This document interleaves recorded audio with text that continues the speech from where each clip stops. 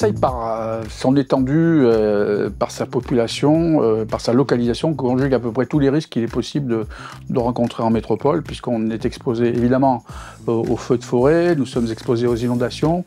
Nous avons, même si ça reste encore un peu virtuel, la possibilité d'être confronté un jour à un tsunami.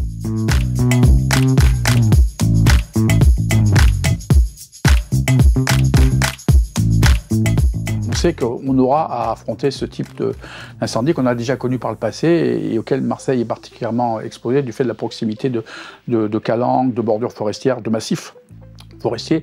Et la forêt est elle-même très présente dans la ville. La ville est pour partie sur le territoire, par exemple, du parc naturel des Calanques, qui est donc boisé. Les contreforts des arrondissements du nord-est de Marseille sont eux-mêmes en confront de massifs montagneux et donc exposés particulièrement à ces risques.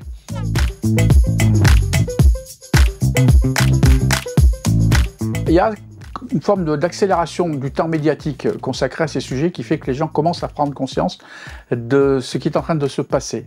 Ce qu'il est probablement encore nécessaire de construire, et singulièrement à Marseille, c'est une prise de conscience individuelle et collective de ce qu'il convient de faire ou de ne pas faire pour pallier les carences qui sont les nôtres et pour essayer de limiter les conséquences de ces phénomènes qu'on n'empêchera pas.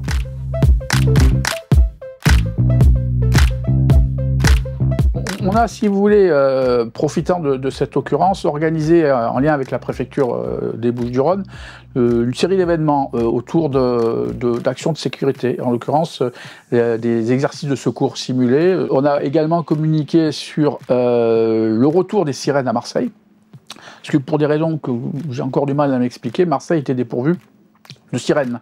Donc la culture de l'alerte par sirène depuis plusieurs années avait disparu.